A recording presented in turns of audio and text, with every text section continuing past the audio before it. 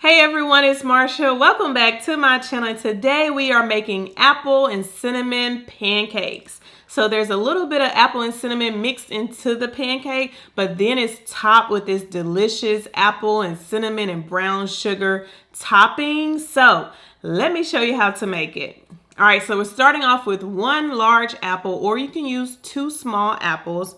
And I am peeling my apple, but I usually don't peel it. This time I decided to peel the apple, but I do like to make sure I wash it really well, and I like to buy organic apples.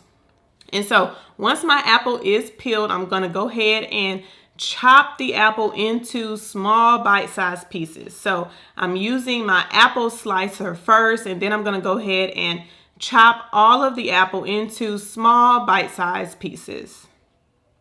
Next, I'm going to take a small saucepan and heat up 2 tablespoons of butter. And then once my butter has melted, I'm going to go ahead and add in my chopped apples. So I'm just dumping in all of those chopped apples into the butter.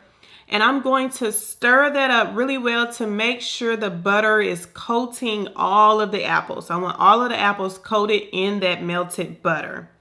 Then I'm going to add some type of sweetener. So I'm adding in brown sugar, but you can certainly use maple syrup or you can use honey. Today I just decided to use brown sugar.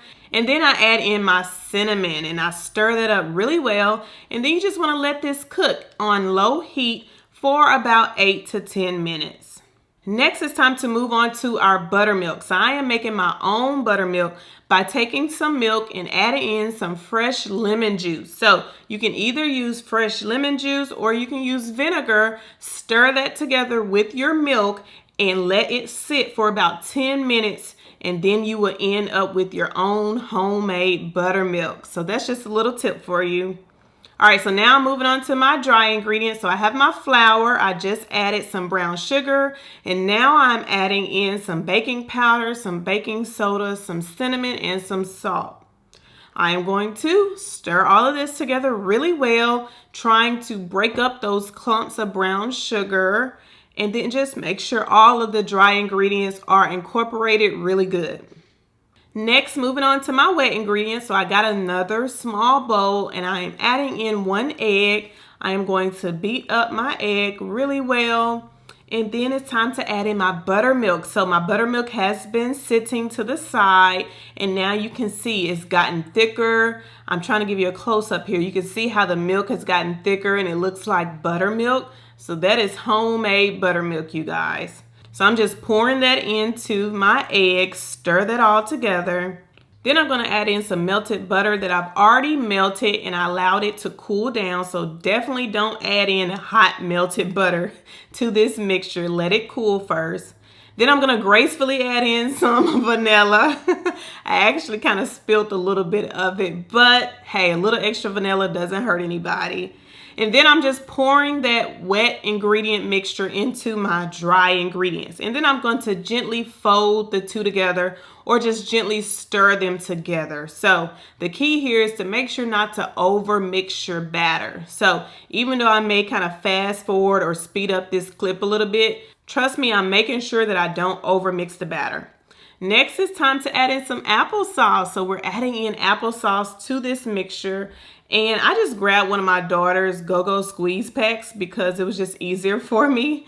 But I'm going to squeeze that in and then I'm going to stir that all together as well. If your batter is a little bit too dry, feel free to add in a little bit more applesauce or a little bit more milk.